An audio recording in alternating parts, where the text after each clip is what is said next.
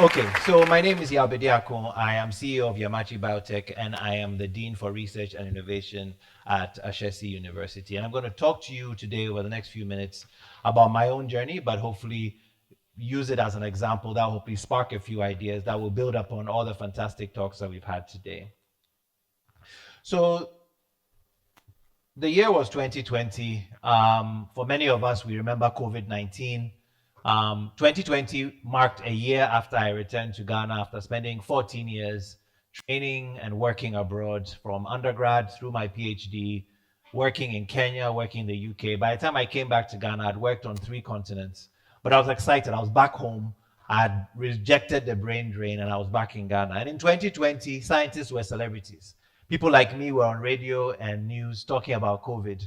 After COVID went away, they stopped calling. But for that moment, people like myself and others at the University of Ghana, KNUST, were called upon as experts. And so I was an expert, and I continue to be somewhat of an expert in the issues that plague Africa. I was doing exciting science. I was excited about the people I was working with. I was at the University of Ghana working with really talented young students, many of whom are very similar to people in this audience. So I was an expert on Africa, expert on the problems in Africa, the malaria burden, the cancer risk, the health inequalities. And I was very good at describing them and explaining them.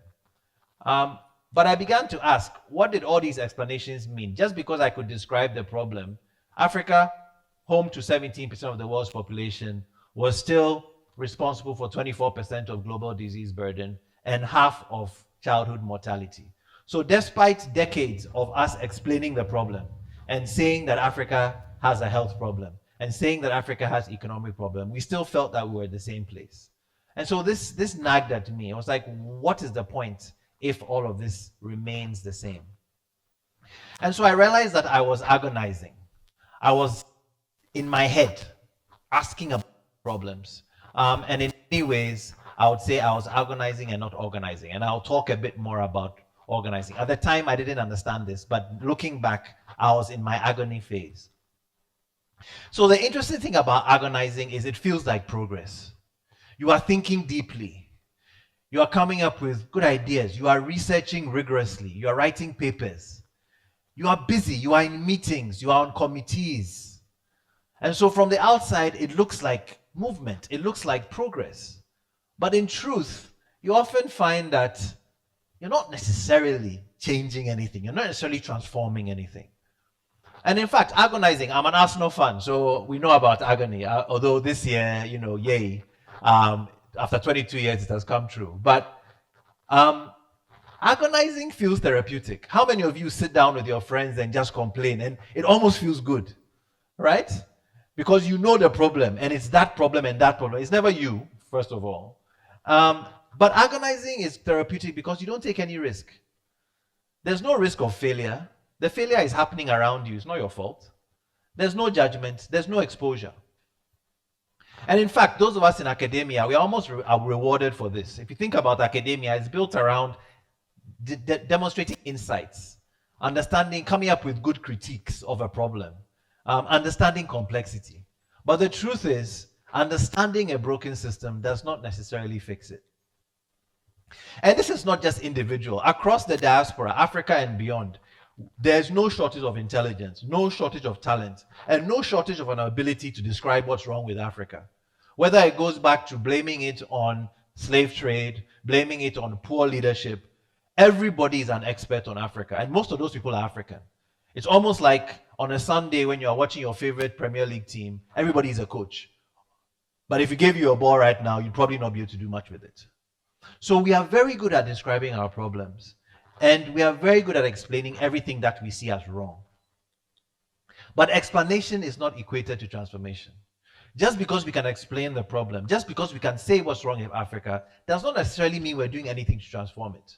In fact, oftentimes we are more comfortable pointing at it and saying it's bad, saying our roads are bad, saying we don't have infrastructure, and then go back to our normal lives. We don't actually do anything ourselves to change that dynamic. And so while we agonize, things are happening. Time is passing. Opportunities are passing us by. And importantly, lives are being lost. Not just from health reasons, but lives are being wasted. People are not able to achieve their potential. And the future that many of us hold in our hearts, the future of Africa that we imagine, remains that. It remains imagined. So it wasn't some big, grand eureka moment, but my transformation, and I say I'm still in that process, but my transformation began with a simple question. What if I stopped studying and explaining the system and tried to build a better one? Now, this is a terrifying proposition because now I'm not in the comfort of my couch pointing at the problem. I'm actually risking being exposed. I'm risking being wrong. I'm risking being described, as we say in Ghana, as too no. I risk failing publicly. And so it's not comfortable. But that perhaps is what it takes if we are going to move things forward. So bringing it to my own personal journey, about just under 6 years ago, I founded with a team of people Yemaachi Biotech. We're a genomic startup headquartered in Abilingbe. Now, I didn't have clarity, and that is something I want to put out to especially people think what your next step will be.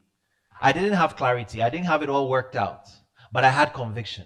I had conviction that, first of all, African people deserve solutions that had them in mind. As a scientist, I was all too familiar with the fact that most health data did not include Africans. So our data should reflect us. The drugs that are developed for us should reflect us. They should come from data from us. And so I was convinced of that. I was convinced that innovation should not just include Africa, but I also believe that Africa could lead in innovation. We're not just going to inherit everybody's inventions and try to contextualize them, but we could lead the world in innovation. So these were convictions, but the clarity of how to get there, I did not have.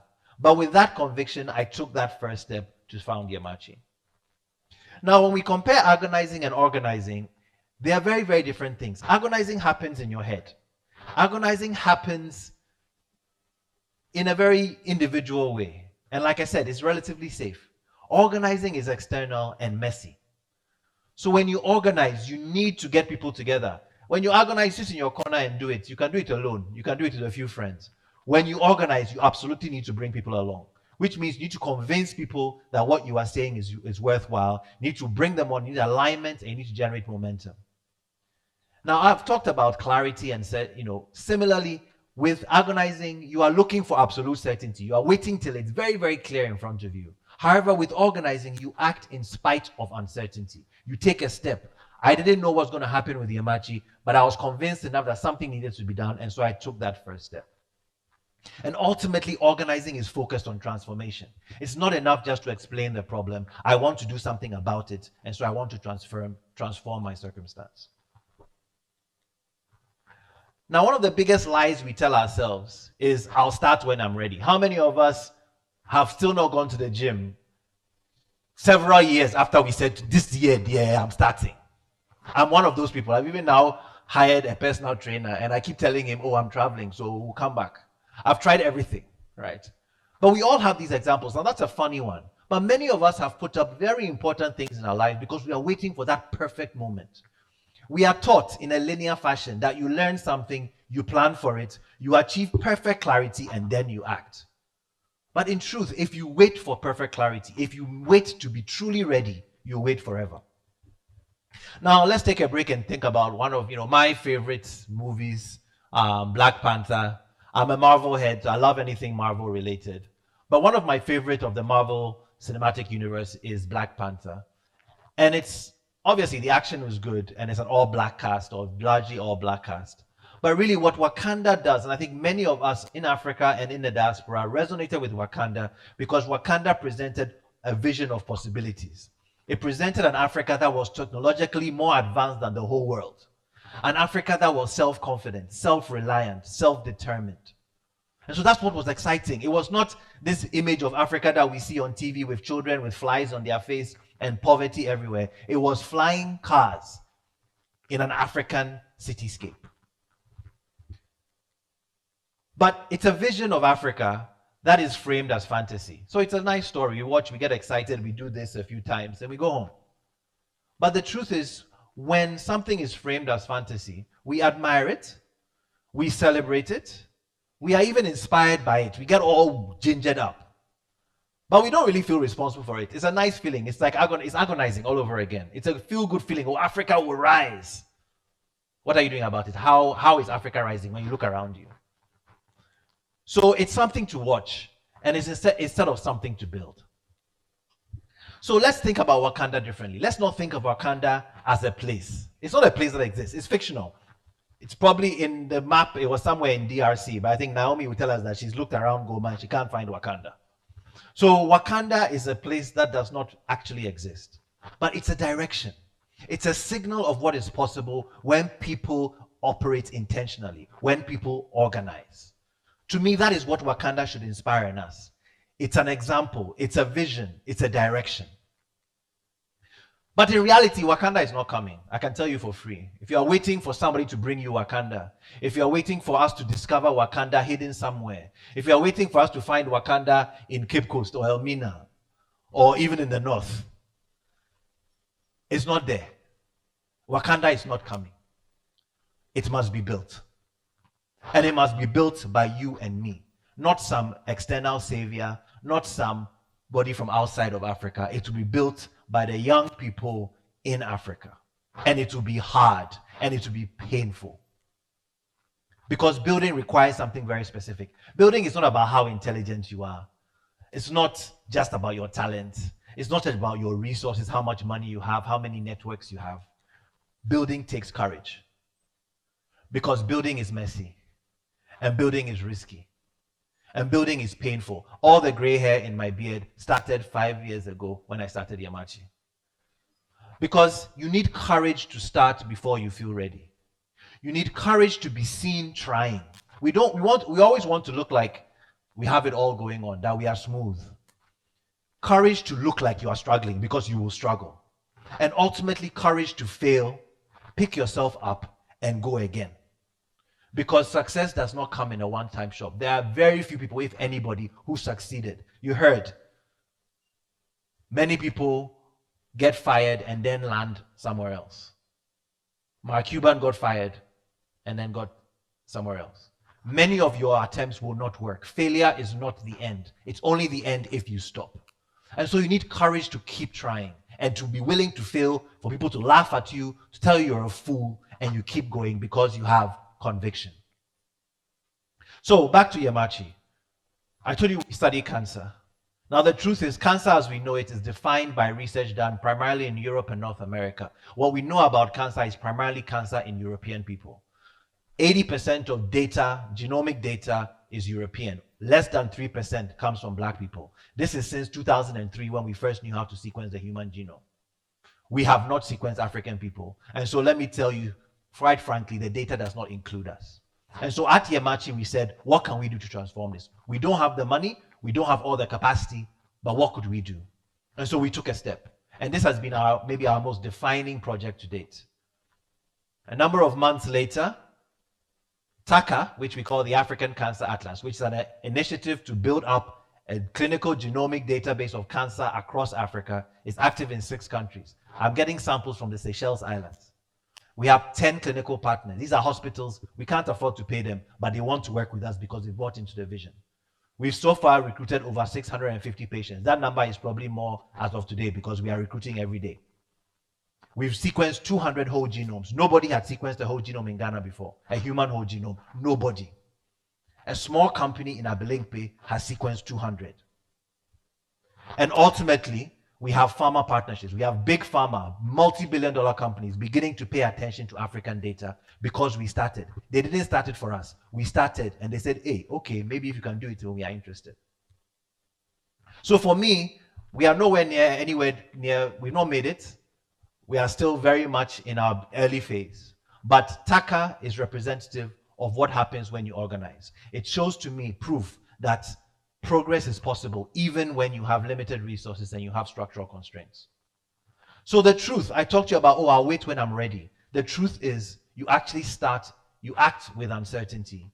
Clarity begins to emerge and you keep going. It's an iterative process. You don't build clarity immediately. You try, it doesn't work, it works, you optimize, you keep going. So clarity does not come before action. It is generated by action. But what that also does is build credibility. And that is where Africa currently has a huge problem. We start a lot of things, but we don't stick with it. It gets tough and we stop. We say, oh, we've pivoted. So credibility is not secured in advance. You can't, it's not your degrees, it's not your friends, it's not your money.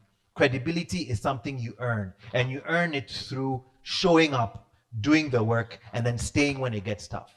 And I would argue that in Africa, we have no shortage of ideas. We have no shortage of a willingness to start something because we get excited. But once we hit a block, we stop. But we cannot stop. We have to keep going, no matter how painful it is. So, as I conclude, progress in Africa, in fact anywhere, but especially in Africa, it's not going to be theorized into existence. It's not going to be dreamt up. It will not be debated into existence, all the pundits talking, all the talking heads, all the experts. It will not be peer reviewed. Nothing against peer review publications for the faculty who may be listening. We love peer review publications, but that's not going to deliver Africa that we want. The Africa we want, the progress we need, will be built brick by brick, sweat by sweat, blood by blood. So who are we? Are we observers? Are we commentators? Armchair critics of what is missing?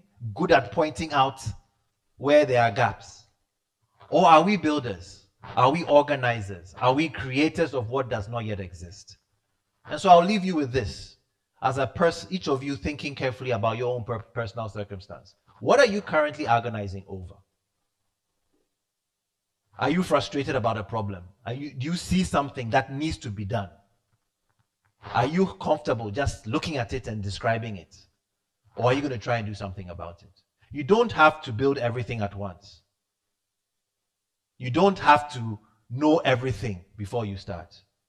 But you should take one step towards building and fixing that problem you've identified. So don't wait for some savior to bring you Wakanda. The future we want is going to have to be built. So let's organize, let's build it, and then ultimately, let's live it. Thank you.